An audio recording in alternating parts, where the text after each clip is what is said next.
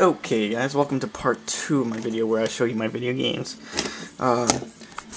Before I actually get into them, let me just tell you that there's actually not a lot. I mean, I'm not an average humongous video game collector because I don't make that much money and I don't have that much money to spend on video games, so I'm lucky if I get 1 or 2 games a month. So, right now we're gonna look at my Nintendo 64 games. Here we go. Right now, I have, Super Mario 64 in there right now. I got Banjo-Kazooie, Donkey Kong 64, and Banjo-Tooie. And I have this other game back here, NFL Blitz, which came with the system when I bought it from that retro video game place. Could care less about it. Okay, so, gaming systems. Oh, it's on. What do you know? Turn that off. Official PS3 headset, Sony headset. Sony PS3, 120 gigabytes slim. To be honest, I don't really like the model on this. I really prefer the original PS3 a lot better because it looks a lot better. I mean, sure, this has this textured finish, so it doesn't show fingerprints that often. I mean, me and my friend were thinking about trading each other because I like his and he likes mine, and he actually upped his hard drive to 120, so it'd be perfect.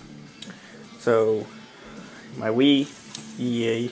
PS2, which is actually my brother's one. It's kind of broken. Watch. Yeah, it shouldn't do that, should it? I gotta open it up and clean it out. Oh, that was easy. Video games! Yay! Yay! Alright.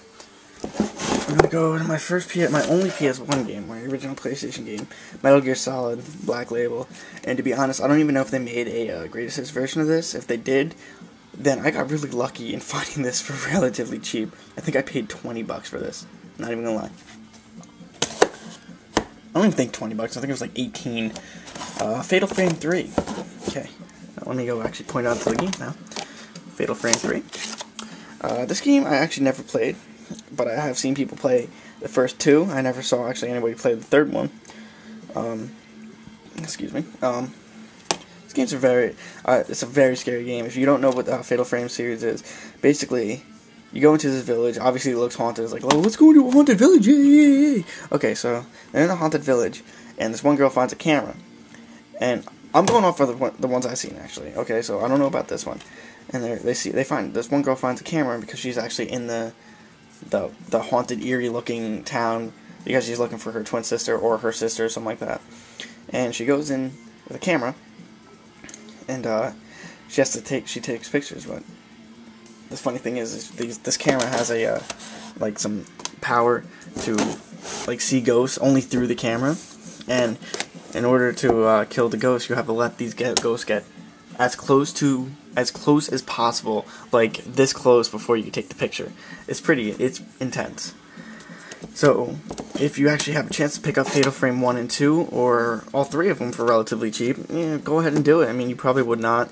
If you're a really big horror game genre fan, then you would definitely like that. Okay, we're going to go on to my 2 other favorite games, which I might get new copies of because I really don't like the way GameStop's system of putting labels on, because they put it on the fucking spine and it pisses me the fuck off. And of course on the top, and I just bought it from a game store. And it also doesn't have any instruction manuals in it. I'm not going to show you that because it just takes too much time and it's too hard to do that with one hand. I'm sorry. But obviously, if you've played Metal Gear Solid, you guys know what that is. And it's a really good game. They're well worth it. Okay. So, this game, Shin Megami Tensei 3, Nocturne.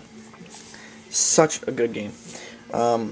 If you guys can find this game for relatively cheap, and when I say relatively cheap, I mean anything under $70, maybe 80 if you're lucky, and pick it up. This is a very rare game. I was fortunate enough to get it brand new copy for $20. My friend bought it. He never opened it. He said he didn't know. He's like, I don't think I'm gonna play it. It got really good reviews when it first came out. I think it got like an 8 or 9 on IGN.com. So that's that game. Star Ocean. I think I played only about like a half hour of this game. I didn't really understand it, probably because I never played enough of it. But I heard it was a very, very, very good game. Now we're going to go on to my PSP games. Final Fantasy, obviously, Final Fantasy games are Wayne Gretzky NHL, yeah, it's a hockey game, Metal Gear Solid Portable Ops, and actually this game is, if you don't know the Metal Gear Solid chronological timeline, it goes third game, the first game, the second game, and the fourth game, and this game actually happens between the third and the first. So it goes 3, and then this, then 1, then 2, then 4. If you want to know more about the timeline, then I suggest googling. I suggest googling it because it's really hard to follow. Okay, so more. Oh yeah, I'm sorry. I should probably finish that. SSX on Tour, Twisted Metal Black, and Need for Speed Underground Rivals. I'm not gonna really give first impressions of these because I played them probably like 4 years ago, and that's last time I played them. Wii. Yay. So, Punch Out. If you guys never played Mike Tyson Punch Out, then you probably wouldn't know about this game. This game is very, very, very good. It's obviously a remake of Mike Tyson's Punch Out, but Mike Tyson isn't in it. They just call him, I think, the Sandman or something like that in this. I'm not sure. I don't remember. Resident Evil 4, obviously a very good game. The Wii edition means I think you aim with the joystick on the nunchuck, or something like that. It's confusing, but it's really good though. I forgot, I haven't played it for a while yet. I am all over the place with this camera because I don't know how to hold it. I keep forgetting that it's in my hand. Resident Evil Umbrella Chronicles, which is basically a rail shooter, something like Time Crisis or Time Crisis, I guess you could say, or House of the Dead. Actually, that'd be a better thing to say. Basically, it's all the games on this, and I think they just released something called Resident Evil: The Dark Side Chronicles, I think it's called. Someone correct me if I'm wrong. Super Smash Bros. Brawl. This game is very much describing itself. It's such a good game. If you played the original Super Smash Bros. And Super Smash Bros. Melee, this game puts the icing on the cake, and then with the cherry, and then with the sugar, and then it is just like an orgasm in your mouth. I swear this game was great. Haven't played it in a while though. Okay, gotta go back up to the game so they can see. Super Mario Galaxy. Okay, so I'm not really gonna go into the story about this because Princess gets captured, you gotta kill Bowser. Blah, blah, blah. It's the same thing over and over. But this puts a whole new twist onto it because if you never played it or never heard of it, if you had never heard of it, then you're living under a rock. But that's okay. Basically, Bowser captures Peach and he takes her to this like faraway galaxy, and now you have to have these your star friends help you out along the way. I forgot what the queen of the planets is called. I forgot what her name was. But it's a really fun game. You should check it out if you haven't. Super Paper Mario. This is a very good game.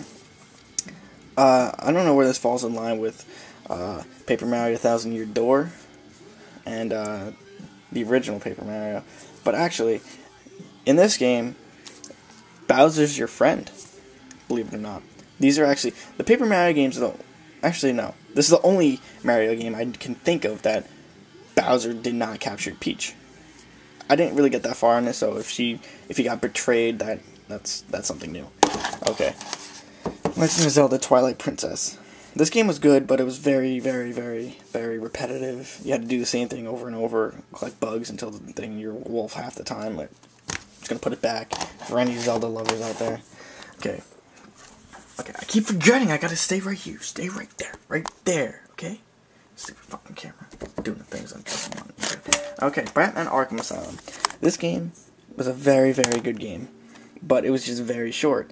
I seriously think I put about 5.5 hours playtime, maybe 6. Actually, maybe 6 or more. And I've solved every single riddle, which are like 270 to 280 riddles or something like that, and I still beat it in less than 6 hours. It's a very good game, but it's just very short. If they make a sequel to this, I'll be very happy because I'll probably play it. Okay guys, this is the end of part 2, so if you want to continue watching, watch part 3. Okay, bye.